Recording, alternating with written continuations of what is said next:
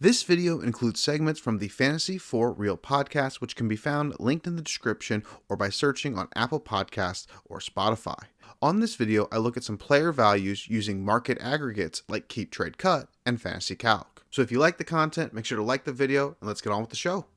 So up first is Kyler Murray, and because I want to make it short and sweet, I don't really think I have too much to say about Kyler Murray. I think it's a very simple conversation. Kyler Murray is 27 this October, I believe. He has an archetype that allows him to score many different ways as a quarterback, and when you really just look at it from a very basic perspective, when you just look at his age, his position, the value of that position, and his career points per game, he really should be closer to being a first round startup pick than the mid to late second round startup pick that he's going more often. And then while there is an injury risk from the perspective of if he has another injury so close together, that's going to be an extra concern compared to, say, other players having injuries, at least potentially. There's also going to be some offensive additions that are going to be exciting in Arizona and all kinds of things. Now, maybe once those come and once startup drafts actually start happening quite a bit more after the NFL draft, maybe we will see Kyler Murray closer to that,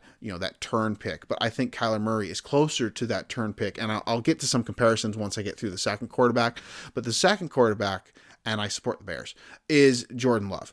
And Jordan Love is turning 26 in November. And it's always important to remember that short samples, can be misleading. You never want to make too much of short samples. But one thing I argue about all players is that I feel like sometimes we forget that part of the reason we were so bad for all of history judging short samples is that we didn't have good numbers. We didn't have good analytics. People judge short samples literally just by passing yards, literally just by completion percentage.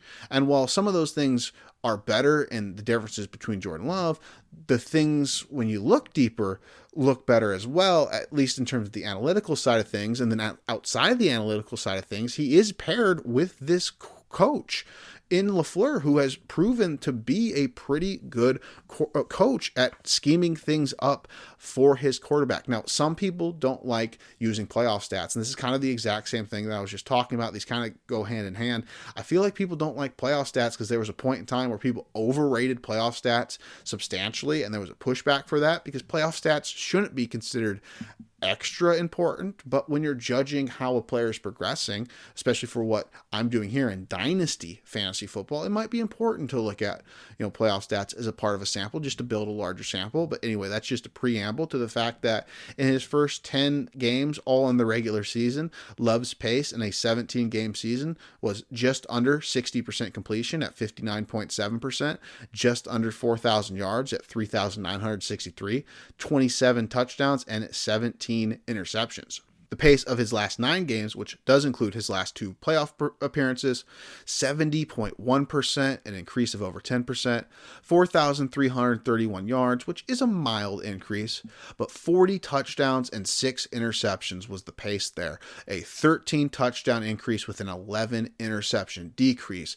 on the pace. As someone who's witnessed one of them as a fan, I don't think this is really anything like the Daniel Jones or the Mitchell Trubisky seasons. This does feel a little bit more legitimate in terms of the pivot point that he found in the middle of the season and just played consistently well after that pivot point. Is that sustainable?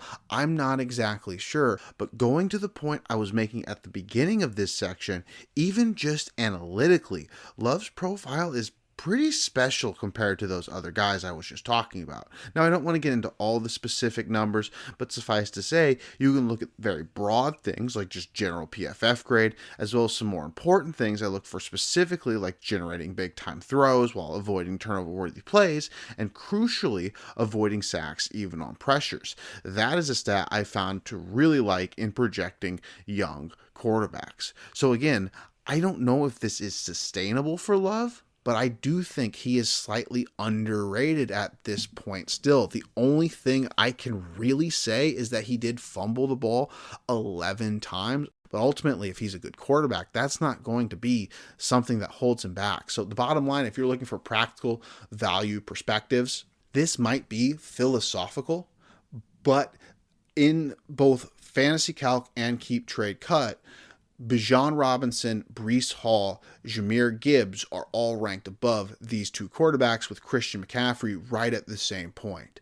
These are two quarterbacks in a super flex league that I am not considering a running back over them. So that already gets them 3 spots up the rankings at least. And then the one that I think a lot of people really love and are really attached to at their own position, I would take them over Anthony Richardson. Anthony Richardson is an incredible prospect. He has an incredible projection, and he has the ability to be an incredible rushing quarterback with touchdowns if he remains healthy. And it's really not even the health to me. I think sometimes things happen when, depending on how you look at players, when you see them do something that you don't expect, you react very differently. To me, I grade players both on traits and production in kind of ways, they overlap with one another because your traits are how you drive up your production, but they mean different things to me because production is proving something. And my issue with how much people have changed their confidence level in Anthony Richardson is that, okay, we saw a little bit more proof of concept in the traits, but the traits grade was always really, really, really, really high. And I understand that, like, how he smoothly processes the field or seems to be comfortable playing the game is a little bit of a different thing than some of the things people were attributing. But those were also things that were talked about in regard to Anthony Richardson. Again, more proof of concept, even seeing it in 4 injured games. But he still doesn't have anything in regards to production, in my opinion. Production is proof. He doesn't have any of that. He doesn't have proof. Is he still somebody that I have a lot of faith in? Sure. I'm not saying that I don't have faith in him, because I'm not saying that I would, drop him out of the second round maybe. But if I'm looking at these quarterback rankings that are pretty unanimous in the idea that Anthony Richardson is like a turn pick at the 1-2 turn in a startup league, and Kyler Murray and Love are a little bit down after the running backs, I would flip that. I would take Kyler Murray. I would have no problem. I haven't done the math of who exactly would be on the board, so they might not be my favorite 2 players, especially after everything else comes in. But I might take Kyler Murray and Jordan Love as a turn in a super flex league and lock up my quarterbacks with 2 quarterbacks who have at least 3 years before they turn 30. Finally, and I do have a few more of these for Thursday's show, but this show is quite long at this point, and Tyjae Spears does seem to have a bit of hype both on Keep Trade Cut and Fantasy Calc, though it's a little bit higher on Keep Trade Cut, and he is the player I've actually talked about for this segment, like in terms of just teased it out or discussed on a social media platform, so I figure I need to at least cover Tyjae Spears, the running back from Tennessee. I really like evaluating a player like Tyjae Spears because they're in this very intriguing place where they're kind of like, you kind of have to evaluate him half as a pro and half as a prospect, because he did get significant work in the passing game, but especially as like a full 3-down running back, he only had double-digit carries in 1 game. So the one thing to say about the receiving work is that he had 3+ receptions 11 times, and I did look at the 8 games that Levis played the most, and in those 8 games he had 33 targets, which is a pace of 70.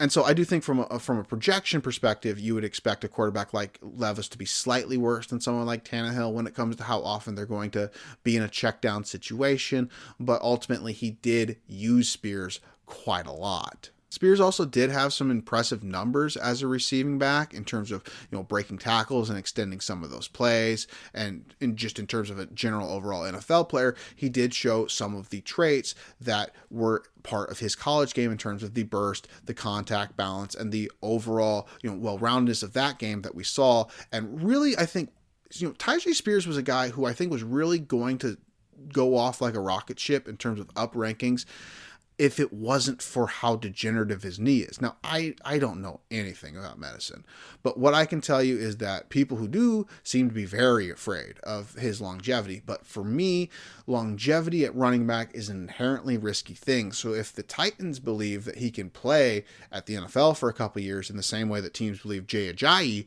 could play at the NFL for a couple of years, that's not scaring me off right now. And it's important to note what I mean when I say that rise was coming is that, man, down the stretch of the season, this guy was incredible. In his last 8 games, he had 121 in each of them. And in the final 3 games, which are significant games because, to contextualize just from the college football perspective, this is a Tulane football team that plays in a lower conference. This season, they won late games to make it to the conference championship, won the conference championship. By winning the conference championship, they got an automatic qualifier to play USC in a New Year's Six Bowl, and they beat USC. That might be the most accomplished Tulane team in history, and in the three biggest games, including the game they needed to win their division, the game after they won their division to win their conference, and the game against USC, Tyjae Spears had 181, 199, and 205 rushing yards. Just rushing yards, 585 yards, and 7 touchdowns in his last 3 games. The other running backs on his team, so I did take out Michael Pratt's rushing, 14 rushing yards, 8 rushing yards, 19 rushing yards. So while Spears had 585, his team had 41 outside of him. These are the kind of college performances that I really do love, because a lot of times guys are just a part of their system, even if they're a part of very important games or teams, or even if they're putting up big numbers. But Tyjae Spears is the kind of guy that you can look at and say, like, man, they really needed him, and he might have been the difference between the greatest Tulane team in the last several years, maybe ever, and a disappointing season, or at least one where you didn't come near to those heights. And so I think those are, is it very narrative based? Sure. I mean, we're looking at the numbers, but it's very narrative based. But Tyjae Spears is this guy where once you get past the knee, when you look at the traits, when you look at the production, when you look at how explosive the production was, it's really easy to see him as a player who, again, would have skyrocketed rankings, I honestly think, because I was like, the more I looked into him, if there was one player last offseason, I'm not saying he was a great running back, okay? I'm not saying he got within a tier of Gibbs and Bijan. But if there was one player where every time I looked into him, I liked him a little bit more, it was Tyjae Spears. So for that reason, even with that in mind, when I saw his keep trade cut and fantasy calc ranking, I really didn't think I would be, okay with it.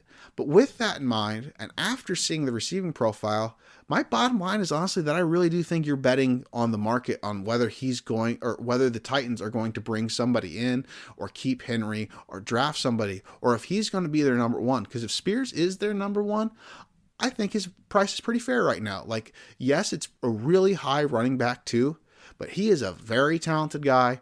Running backs peak early, and he did some really nice things as a receiver, which is ultimately extremely important for this game. So, the team, the Titans, might not be great. That's obviously a concern as well. But my bottom line right now is that Tyjae Spears is a fair value at a very high keep trade cut price.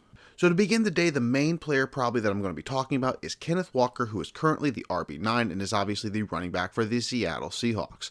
Kenneth Walker, since his days in college, has had excellent burst and balance for his size in particular, which are my 2 main traits. He also has open field feel and vision that's very high level. Now, he's too experienced for the college to really matter, but it's important to note that he's so young that there are 2 rookies on this list where one is older than him, and one in Ricky Pearsall, and one is only 2 months younger than him in Jaden Daniels. Now, his overall efficiency did take a pretty major downturn from 2022 to 2023, especially if you look at the yards per attempt stat, but we have 2 specific reasons for this. Number 1, the injury, and number 2, the difference in the breakaway play percentage. So the injury may be the most important thing, but there's also not a lot to talk about, obviously, because I'm not a doctor, and even if I was, I don't know what all I could say about it. I can tell you that he had a calf and an oblique injury, and I don't really believe that you can project injury specifically or especially at the running back position.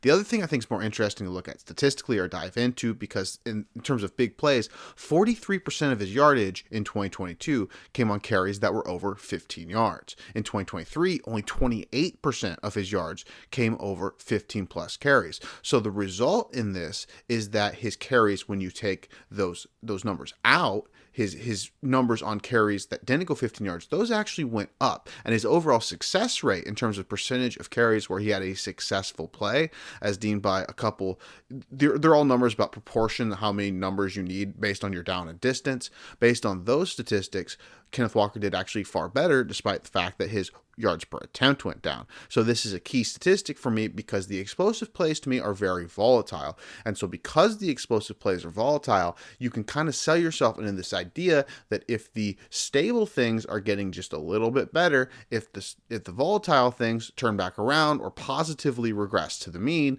you can get the really exciting upside that you saw people talking about last year in particular. Now, aside from the consistency flaws, the number one thing that has plagued Kenneth Walker's profile since his days in college is a lack of receiving profile. And I think the number one reason that I'm listing Kenneth Walker as a buy here is that there were some intriguing things in the receiving profile that don't really get talked about, because when you do positive things in an overall negative year, they usually don't get talked about. And so because Kenneth Walker didn't hit the expectations we have, and because the numbers weren't wildly different, we don't talk about it that much. Specifically the receptions number, which is a huge thing because of how we grade or how we score things, specifically in PPR. Those didn't change very much at all, if at all. But the yards per reception, the yards per target, the yards per route run, the effectiveness on the receptions based on also judgment stats from things like PFF. He caught 88% of his targets instead of 80% of his targets. All of these things got significantly better to the point where even though he did get targets, even though he did a fine job as a rookie in 2022, there wasn't a lot of evidence there that you could say, okay, I can see the pass catching future for Kenneth Walker. Now the volume is still fairly low. The ADOT is behind the line of scrimmage. It's below 0. So there are some things there where I'm not necessarily saying that he's going to be, Jahmyr Gibbs. Okay. This guy isn't probably going to be ever that. But in terms of what you can project him to be generally as a receiver, I think you for the first time saw some really high level promise that he can be above average, or at least average. And so I think that's very key on Kenneth Walker and why I'm kind of buying into Kenneth Walker, because Kenneth Walker's profile feels a bit safer than a couple of the running backs above him, right? So let's get into a couple of the guys that I'm taking Kenneth Walker over, which would particularly be Kyren Williams and Devon Achane. Because while I love these two players, and again, a lot of this comes down to philosophy, because I think both of these players do profile as having more upside on a per game basis. And at the end of the day, this is a weekly game because of the way Kyren and Achane were used last season. But ultimately, I see that there's still a lot of upside with Kenneth Walker to me. There's still a lot of ceiling to be a top 5 running back, to be even a top 3 running back on a yearly basis. And I think the safety is just a little bit higher. In terms of Kyren Williams, I think it's one of those situations, especially if you're looking at it in a 2-year window, but even if you're looking at it in a 1-year window, I completely understand why we believe that the Rams aren't going to do anything different and they're just going to lean on Kyren Williams. But you also have to ask yourself, what would it actually take for this value to take a hit? Because Kenneth Walker, we've seen him have a running back drafted, 50th, 55th in Zach Charbonnet, and his value still today is running back 9. Now, I know that's why a lot of people would be hesitant to buy him, but my point here is that if Kyren Williams has a running back even close to that kind of investment, even pick 75, that's going to cause a lot of questions to come up in the market. And so that's why I wouldn't be buying Kyren Williams at his price, whereas I would be potentially buying Kenneth Walker and then Devon Achane. Love Devon Achane from his Texas A&M, despite the size, but it's always been less of a translation issue directly, especially once he got to a scheme like Mike McDaniel, and always going to be a bit of a durability and a usage question. Now, I said earlier that I don't project durability, and that is true, but I do project the perception of durability, and the perception of durability is very important to NFL coaches. So even if you wanted to make the argument that Devon Achane is just as likely to get injured as Kenneth Walker, and all of these 3 players, Kenneth Walker, Devon Achane, and Kyren Williams, dealt with injury in 2023, I think you can argue strongly that the perception of Devon Achane will always be that he cannot take the workload, especially compared to a Kenneth Walker, who, while not big, is substantially closer to a regular-sized running back, for lack of a better term, or a average-sized running back at the NFL level. So because of that perceived durability, I think it's more likely over the course of 2-3 years that Walker is going to continue to get a decent workload. And if you want to make the argument that durability is at least somewhat related to size, I would also probably lean that way as well. So that makes me feel a little bit more comfortable with Walker. The way that most value systems are tiering the running back position right now, they have Breece Hall, Bijan, Gibbs in some order, and then CMC is usually slightly behind them, but obviously it all kind of matters about how you perceive the age and what you want to do in the next year. And then you have Jonathan Taylor at 5, Travis Etienne at 6, Kyren Williams at 7, Devon Achane at 8, and Kenneth Walker at 9. And there's kind of a split in the tier between Travis Etienne at 6 and Kyren Williams at 7. While there are some disappointing things from Kenneth Walker this past season, I still feel like Kenneth Walker is a bit closer to that ETN price at 6. Now, I'm not necessarily saying I would rank him at the exact same price as ETN or that I'd rank him over ETN or Taylor, but that is the tier I feel more comfortable putting him in than the Kyren Achane tier. And just one quick final thing, just something I forgot to get to on my notes, but it is worth noting that Kenneth Walker has a very good ball security record. He has only 1 fumble in over 400 NFL touches. He has only 3 fumbles in over 900 touches between college and the NFL, and he has only 2 fumbles since his freshman year. So that's 2 fumbles in like his last 850 touches or 850 carries or something like that. So very good ball security from Kenneth Walker. And so that is it for this segment from the Fantasy for Real podcast. If you like what you heard, this was actually a clip from the last 2 episodes, episodes 7 and 8 of the Fantasy for Real podcast, which again can be found linked in the description or by searching on Apple Podcast or Spotify. On this most recent episode, I will also break down Jaden Daniels and Ladd McConkey, which will be the next 2 videos released on this channel. Aside from that, I also break down some other undervalued players, specifically at the wide receiver position. But until next time, stay safe.